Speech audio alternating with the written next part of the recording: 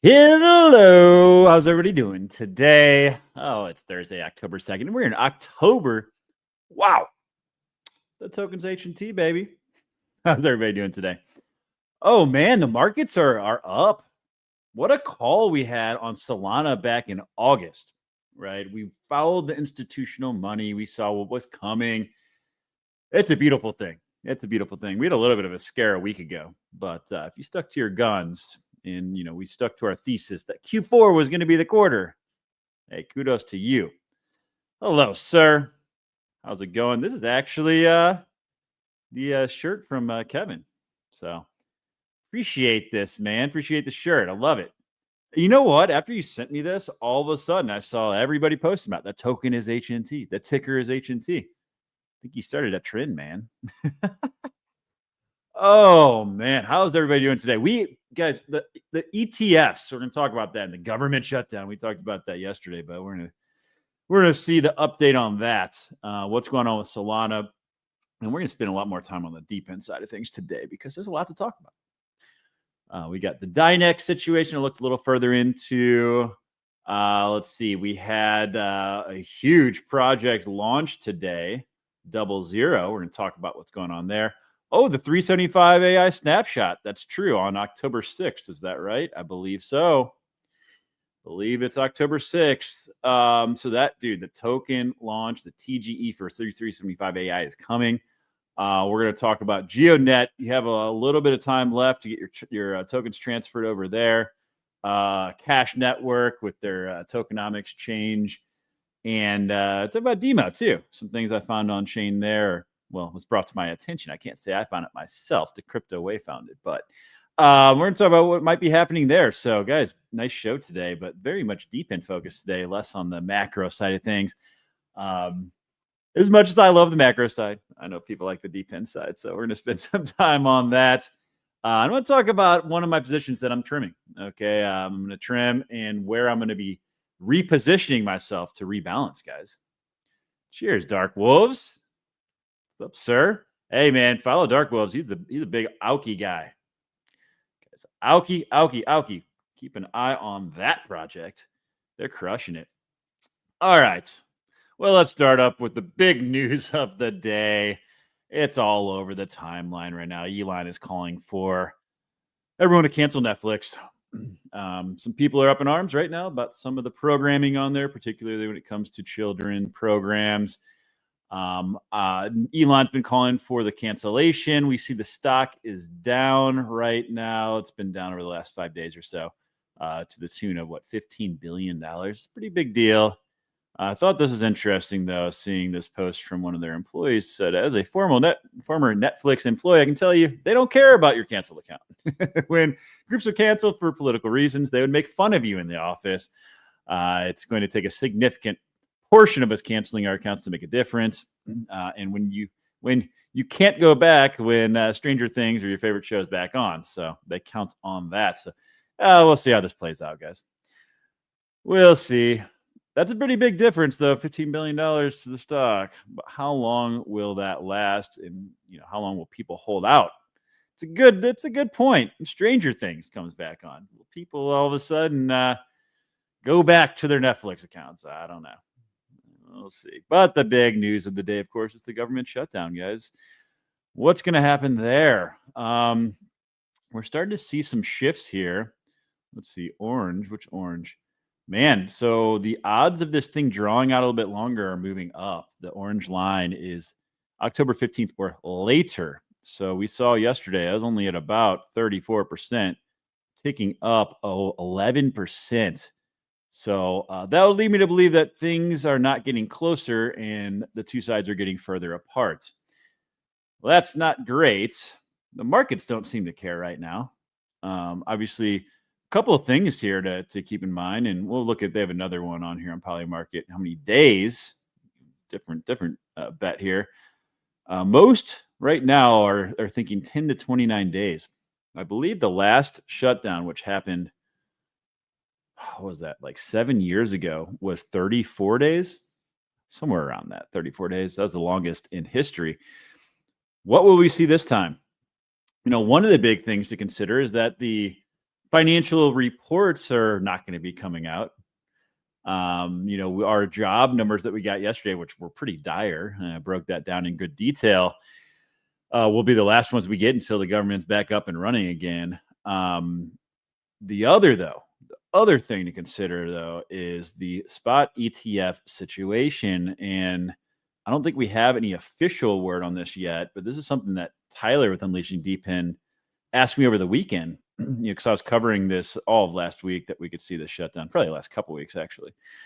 And he asked me, he's like, is this going to delay the ETFs? I thought, that's a good question. So we started kind of digging into this, and it looks to me, this is from Binance News, that the U.S. government shutdown seems to be affecting the approval process for ETFs. Of course, today is when that Canary Litecoin ETF was supposed to get approved, which would then pave the way for all the rest. Seems to me that this is going to be delayed. I looked for other sources. This one coming from, what is this? Coinotag? I don't know. That doesn't seem super reputable. That's the only thing I could find here. Ongoing U.S. government shutdown is continuing to slow regulatory throughput. So to me, it looks like this is probably going to get delayed. I don't think we have an official word, but it's okay. In the grand scheme of things, guys, it's pretty much a lock. These are going to get approved, especially after they change their listing standards, and with generic listing standards. It seems to be, even the Bloomberg analyst came out and said, hey, this is 100% locked. These are going to get approved. So that's the main thing. The real question is, okay, when's the government the government shutdown going to end? So this could delay things a bit. That said, the markets don't seem to care. I mean, look at Solana absolutely ripping. Guys, what a call this was. Looking at all the institutional money flows, we really started beating this drum. I guess it was back in August. So we were probably around like 170, I think, 176, somewhere in that range. So it's up quite a bit. Obviously, last week we got down to like 193, but we are pumping, baby. It is October. I love it. Love it. Love it. Oh yeah, repost the stream if you're on X, y'all. Also, if you don't subscribe to my channel, make sure to do so, guys. I'm working on a rover video right now. It's my first one. I've really taken some time to go through and edit and add in a bunch of videos and stuff. So it should be a good video.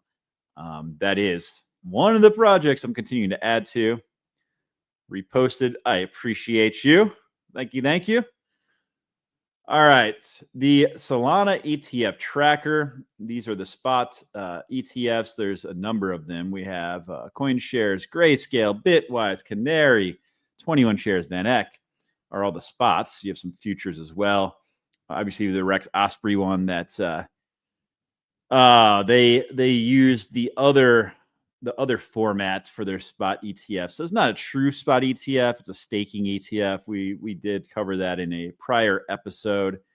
But either way, that's performed quite well. These are all going to come. It's just a matter of when at this point. I know the first ones were supposed to, I believe, October 10th, but the government shutdown is probably not going to happen. Might be pushed out a little bit. That said, let's take a look at our treasuries. We got UpXC up 9.53% today. I'd love to see that. We got DeFi Development Corp, DFDV, up 6.3%. There's a trend here, guys. We're going to talk about. You've got Soul Strategies I pulled up for a reason, but 10.41%. It's fantastic to see. Oh, actually, guys, check out the update. UpXC's 12.4%. Woo!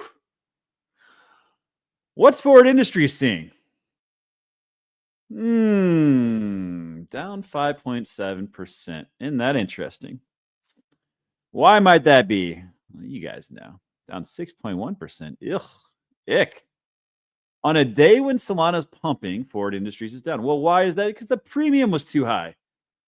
We've been talking about this, right? So this is a Blockworks page.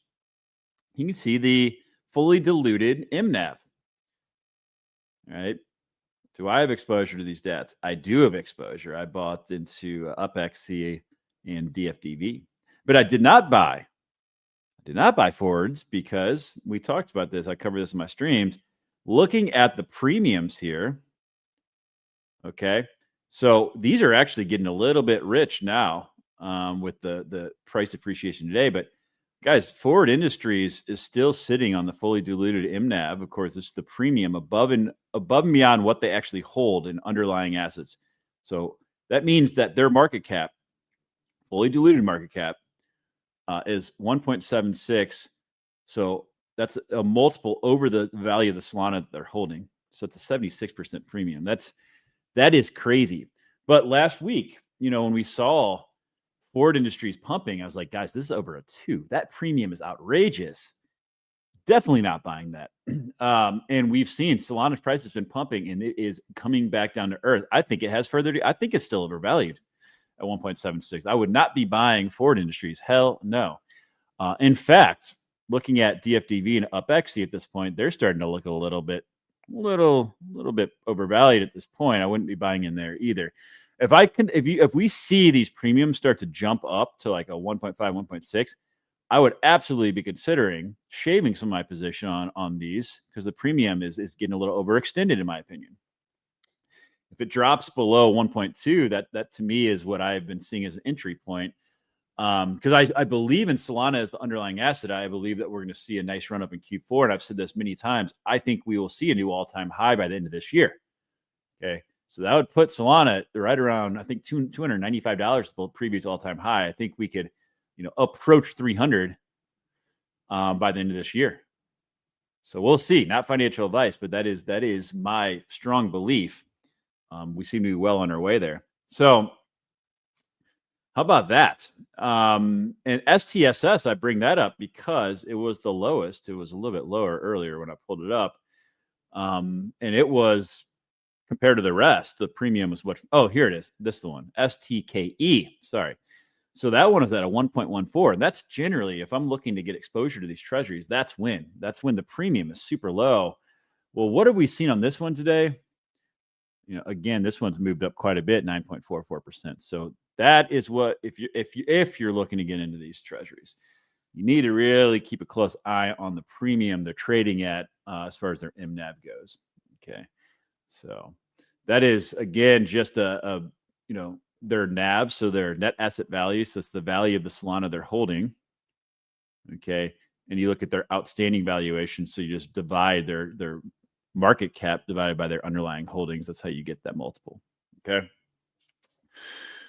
So always fun to keep an eye on. The only other ones I'm really looking at for Q4, like from large caps, Solana, huge.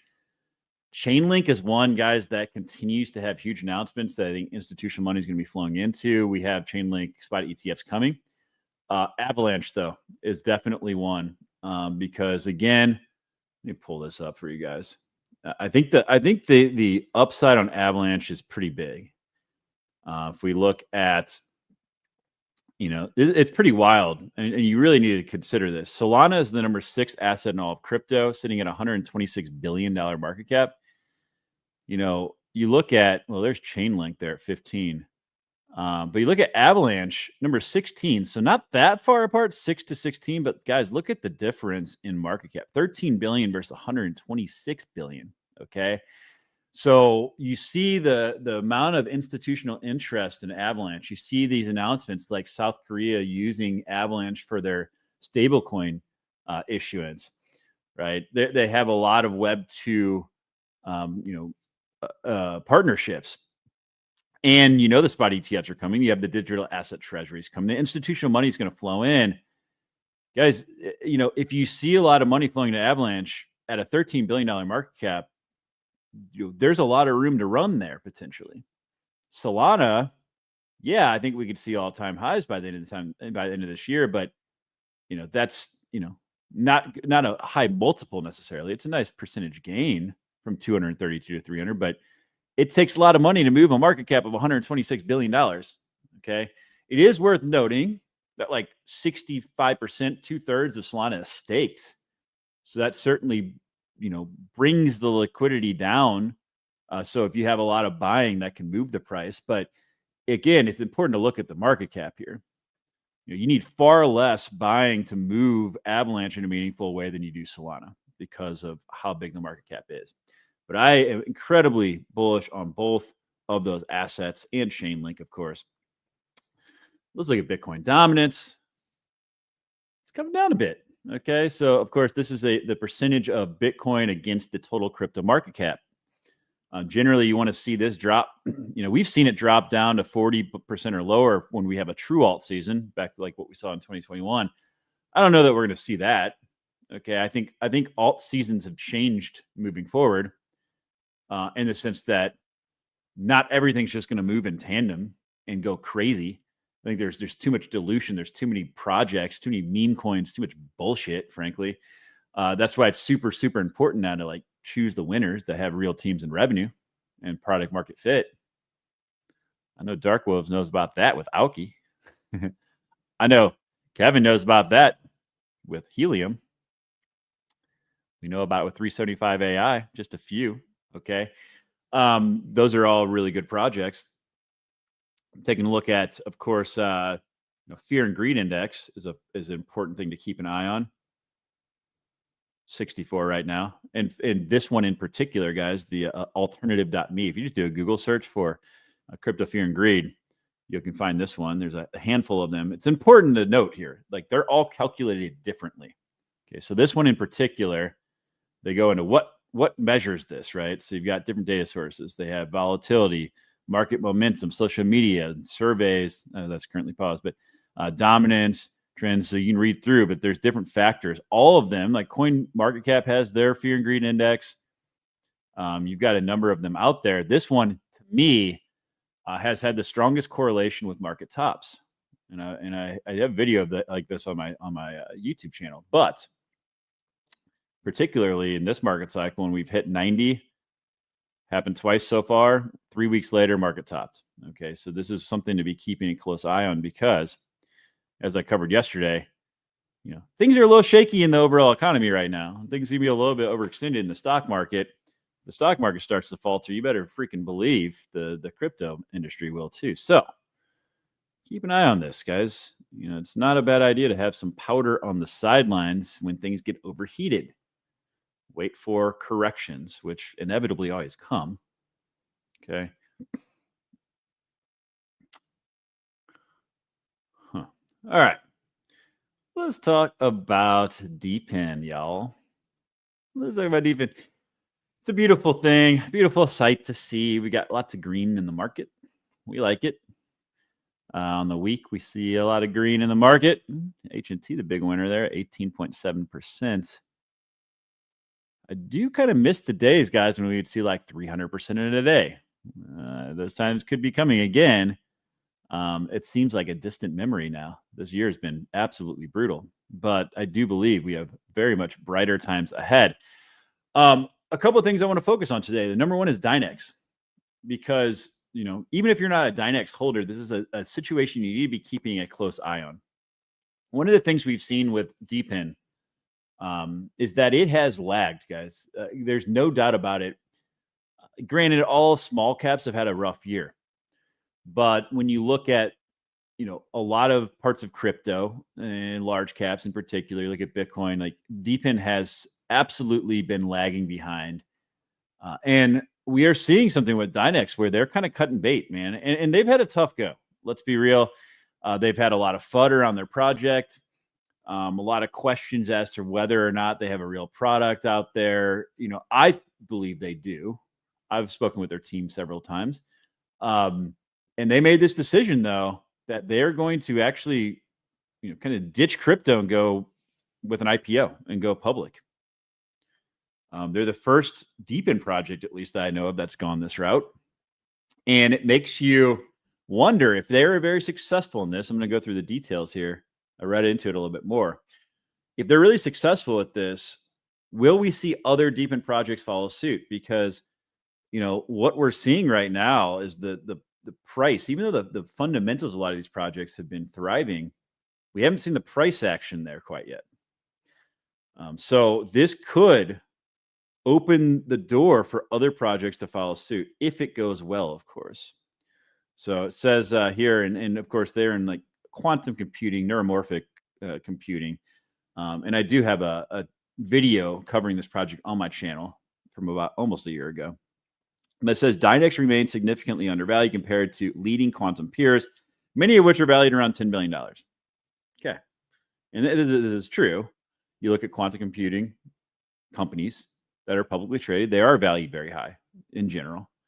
And they are basically saying that, hey, if you're a DNX holder, you'll be able to transfer over to equity with traditional stock. Okay, starting February 2nd, 2026. Of course, there's regulatory and operational considerations, etc. Okay, so these are the things to consider. Now, there's a lot of stuff going around right now about this. Most people are very bullish on it. And this guy, Richard Mills, so he's been a long-term DNX holder. I also am a DNX holder, by the way. Says for years, quantum has been clouded with hype versus reality. Blah, blah, blah. He said, then the Apollo chip reveal came. So one thing about Dynex, their market cap's sitting at like $6 million. They've invested like, I think it's something like $50 million into this chip that they're launching. They have a real product that's being used too. And they've just gotten fudded down constantly. And I think a part of it's that it's, the market's been down. But real tech, not vaporware.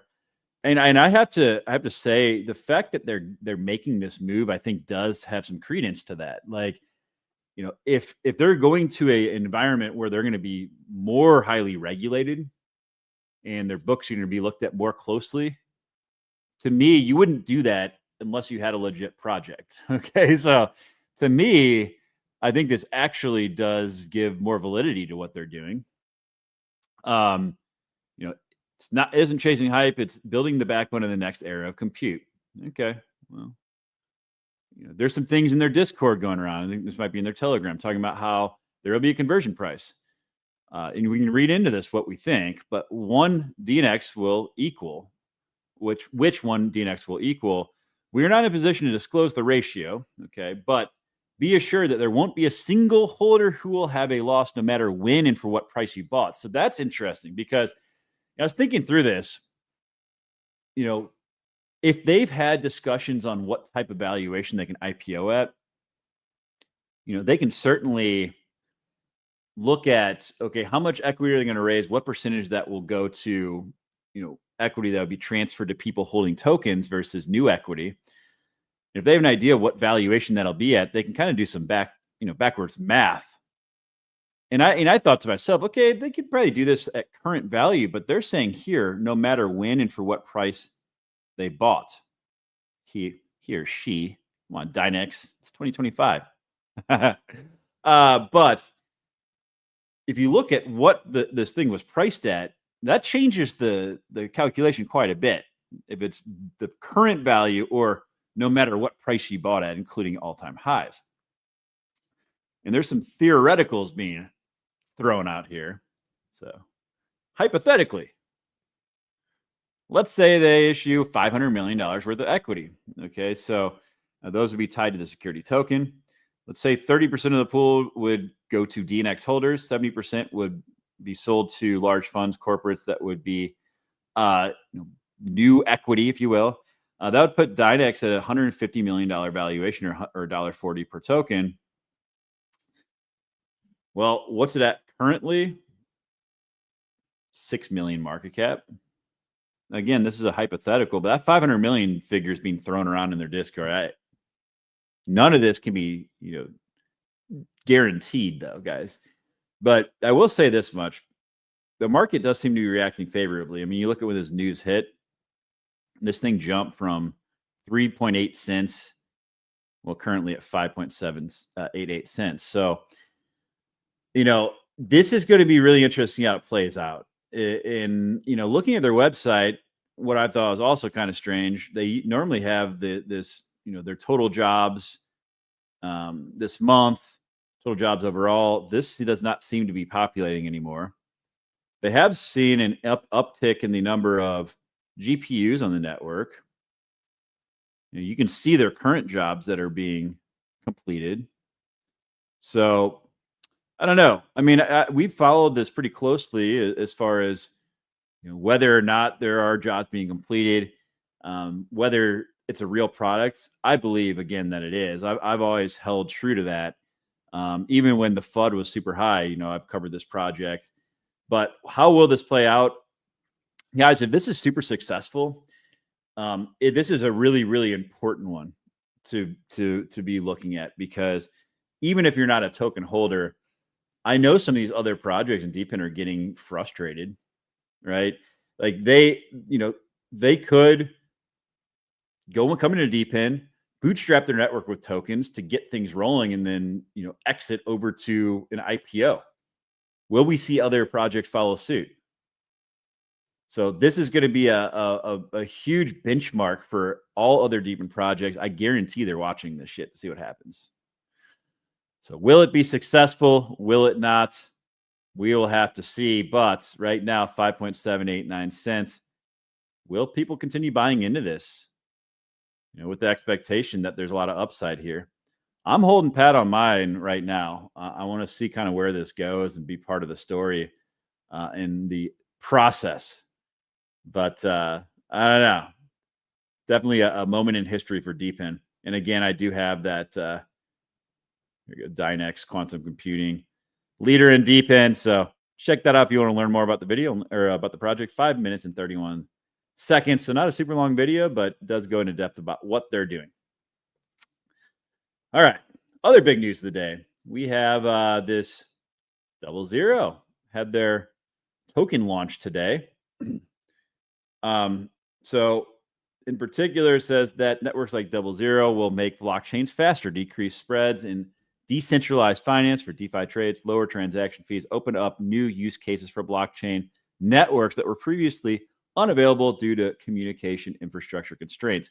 The goal of the project is to reduce latency, the time it takes for data to travel, and bandwidth. So the maximum data traffic a network can handle at once. So this thing went live. You can look at their website here. And again, they kind of reiterate their main purpose. It's a high-performance global network of independently contributed links, purpose-built for blockchain.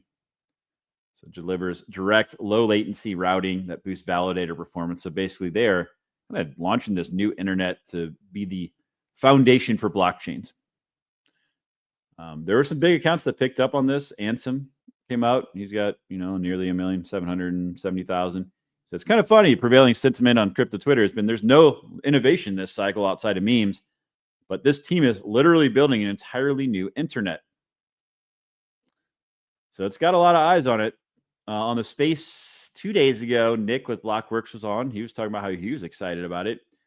However, seems that might not have been the best for the community. So this one didn't go well. 00 didn't airdrop any tokens to its community. It's okay, as the team was already telling users from starting, but never expected they would allocate 50% to Solana validators and the other 50% to team. So this explains the dump from market makers, it says. So they are working directly with Solana. There's no doubt about that. If you look at how this thing has gone today, up 9% on the day from where it opened.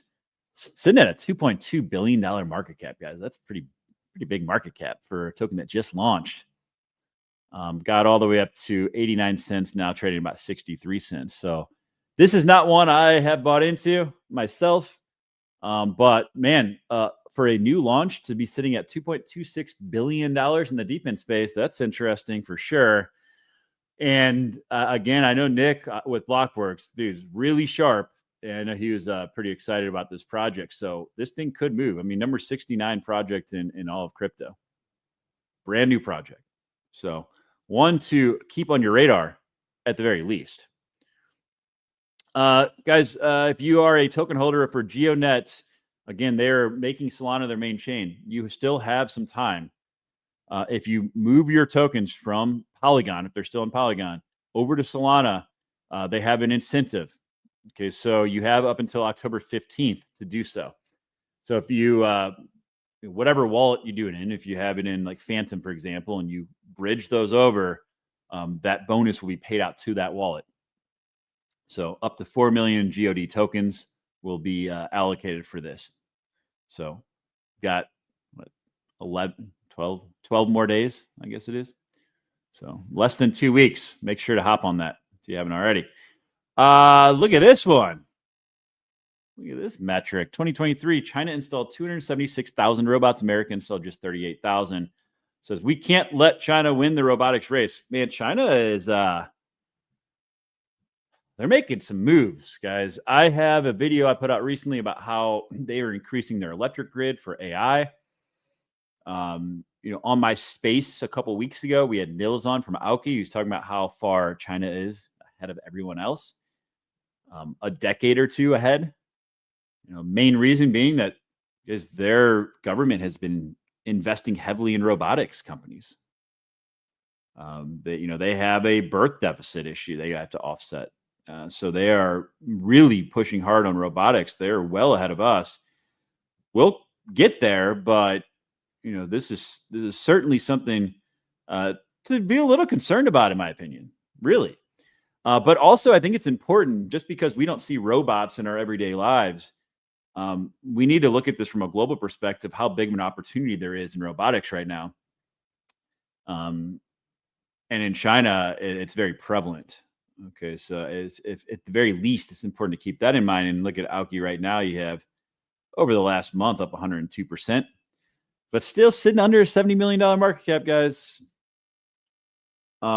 This is one that I'm looking to expand on because they have big contracts coming through. You have robotics gaining a lot of momentum. Nils is a G, man. Like, go to Aoki's X page and watch some videos with Nils. He did get on the space. I'm looking to interview him as well. But this is one that, hell yeah, man. I am very, very focused on. Existing even projects focused on a LiDAR. Hell yeah, there is. I'm going to actually talk about that. And I have a video I'm going to be posting the next day or two, a deep dive on a LiDAR-based project called Rover. So, yep, there certainly are. But yeah, Aoki, guys, got to keep this one on your radar. This one, I'm actually very interested in adding at these prices right now, for sure. The other one I want to bring up is as a cash network. So they have a new burn to mint equilibrium that they're announcing here. Essentially, I think what they're looking to do is kind of what helium did. Oh yeah, there you go. So they use helium as an example. And if you look at the actual documentation here, I highlighted some stuff. So let's go up to the top. A lot of stuff in this documentation that took me a little while to read through, but. So basically, they recently put this AEP 23 through that allowed people to use stablecoin payments. So the system enables tenants to utilize whitelisted stablecoins like USDC for both pricing and settlement. A portion was going to hosting fees collected to cash stakers. So staking incentives proved insufficient to sustain the token's value. So they're looking at ways to help the value of the cash token, the AKT token.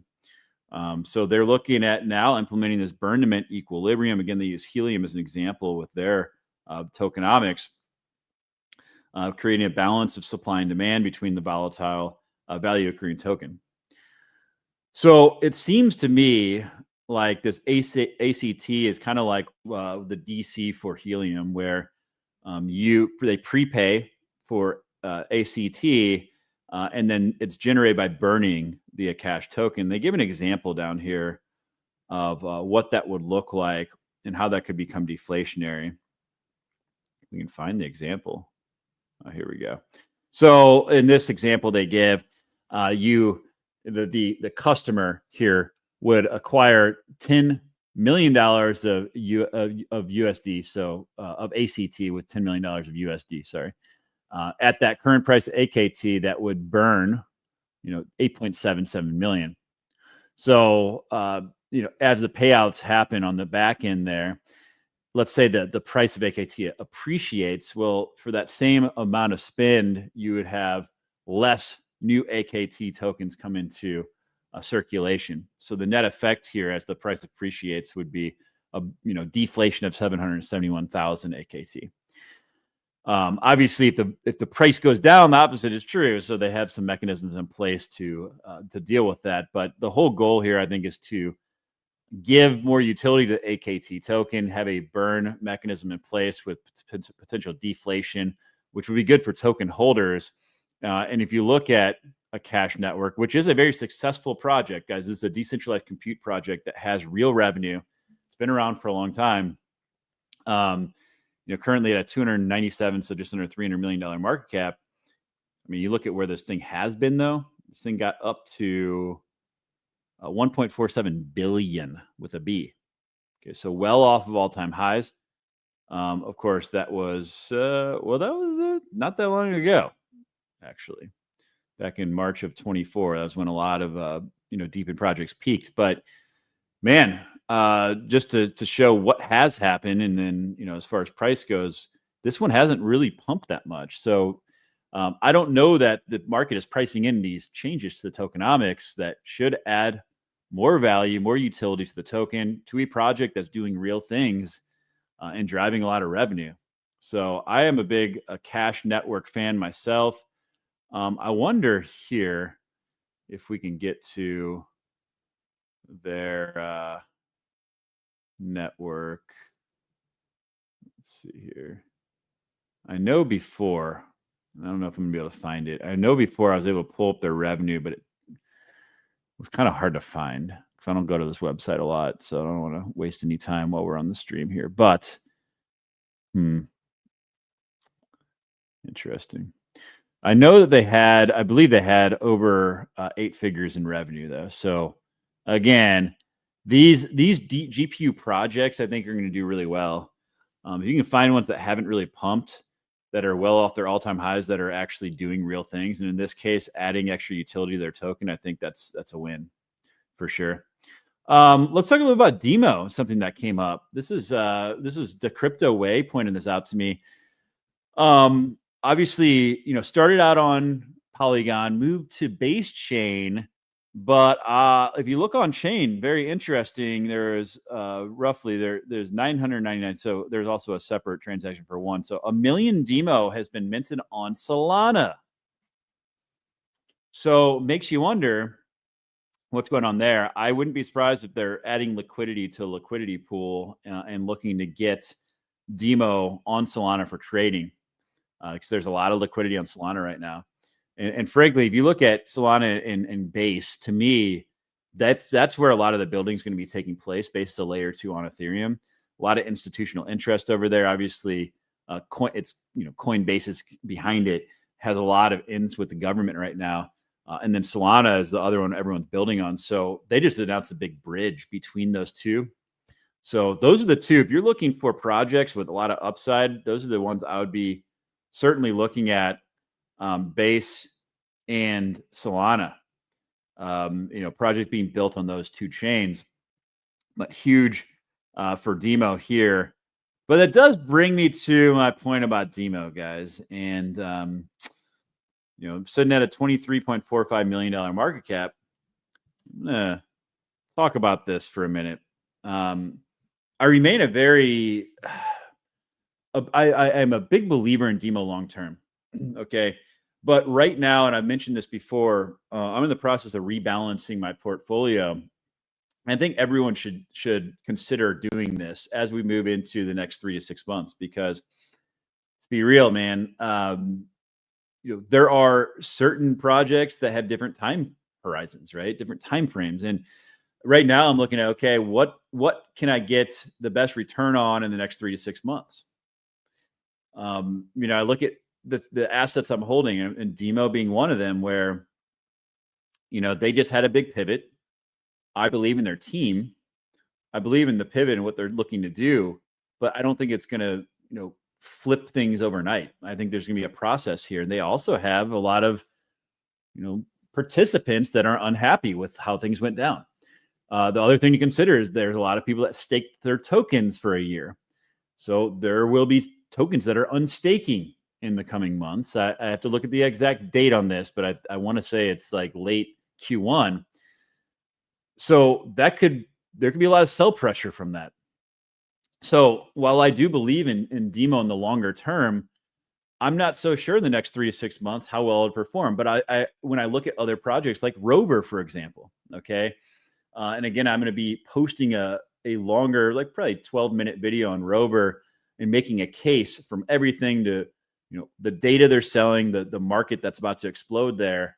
Their partnership with GeoNet, some clips from their AMA on customer announcements and new contracts coming in, as well as a full deep dive into their tokenomics and current unlocks and some projections on where the price of Rover could go against other projects in the space like your Hive Mappers and Nadix.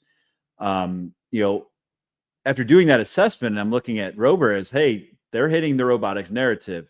They have a lower market cap. They have contracts coming in through the door. That's an asset that I think can do much more multiples than Demo in the short term, at least. Okay, so and I look at Auki. Okay, Auki is one that I've covered as well. So hitting the robotics narrative, they've got nils, right? They're gaining a ton of traction right now. They've got 7-figure contracts coming through the door.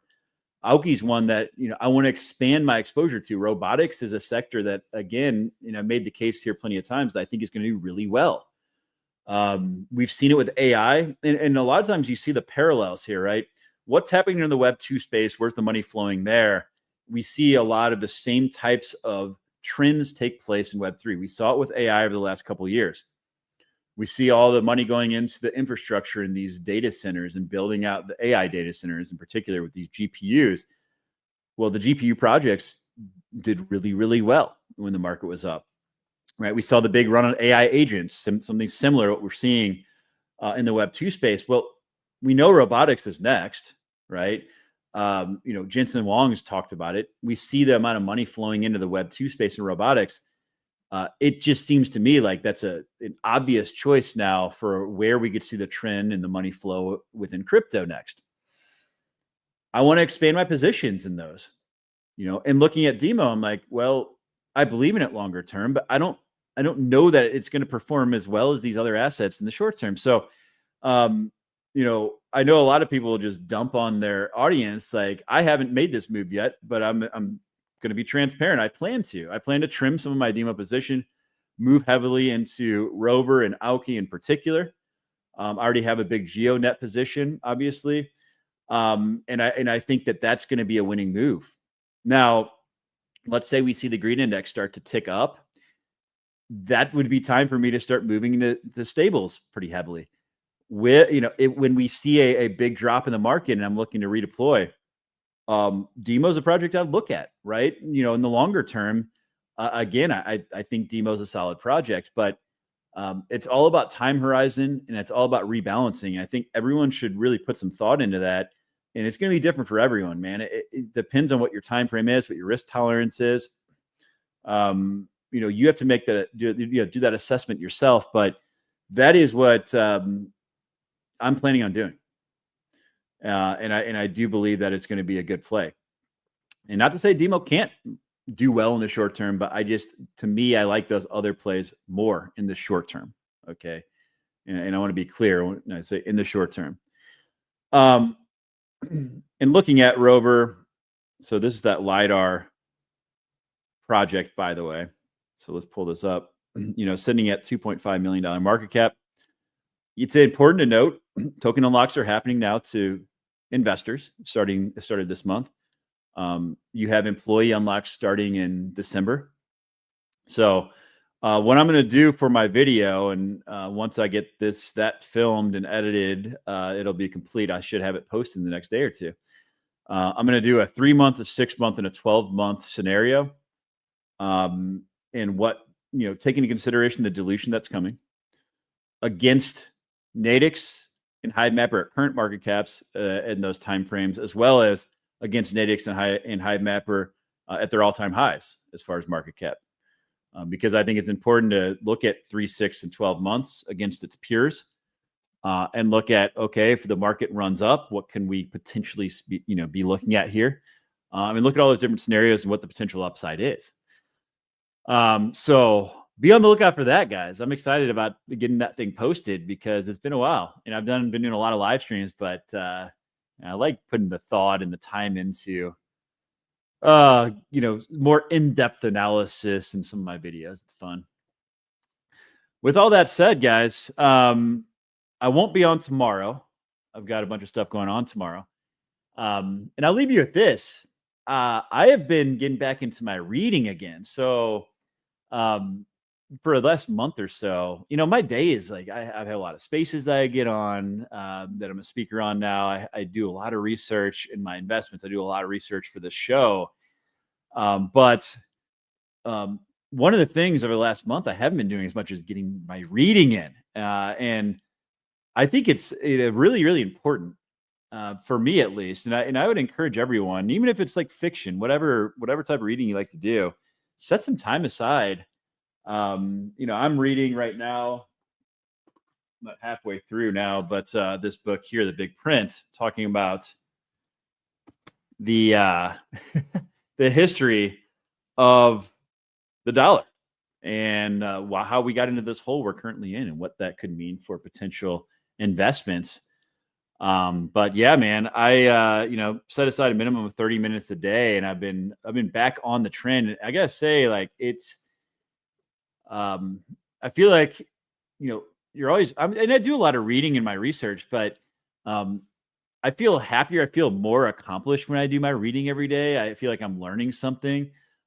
So again, I encourage you guys, if you don't read, to try to get some reading in. Look at Kevin talking about the original shitcoin, the US dollar. Dude, it's actually wild. Like, because in 2008, like, I was graduating college. I didn't really have a full grasp of everything that was necessarily going on. But reading back through the history of the 90s, the dot-com era, what shit they did with the US dollar, and introducing quantitative easing and all the stuff that has become normal today, but realizing like that concept hasn't been around that long, right? A lot of this is like we've been guinea pigs, and it's pretty crazy. It is pretty crazy. Not pulling that comment up, Joe. He said that ETFs are a scam. I don't know what you mean by that. I think that having spot ETFs for Solana, for AVAX, I think that's good for price appreciation. It gives an avenue for institutional money to flow into those assets that hasn't been there prior, right? But as far as like ETFs controlling markets and moving markets because they become so big, yeah, I agree. I don't think it's great. He said, just trolling the way I say defense is scam. No, it is true though. Like, I've read a lot of finance books about how, as ETFs have grown, they can move entire sectors. So it is kind of messed up actually, because they've gained so much control over markets. But guys, exciting times ahead. How long will the government shutdown last? Well, these spot ETFs are coming. Okay, it's just a matter of when. We'll see how long the two sides hold out on the government shutdown. But really excited about where things are headed in the short term, at least. I still am very cautious about my outlook for 2026, man. Got to pay attention to the underlying economy and things that are breaking there. It's not super pretty, but Deep End seems to be gaining traction. Robotics, baby. Be on the lookout for my rover video. Make sure to like this, share it if you haven't already on X, please, because it is recorded. Make sure to subscribe to me on YouTube, and that video will be out soon. Appreciate each and every one of you. Enjoy your weekend. Again, I won't be on tomorrow. Get outside, touch some grass. Okay? Stay away from haters like Joe. Just kidding. Joe's a good dude. All right, y'all. With that said, have a fantastic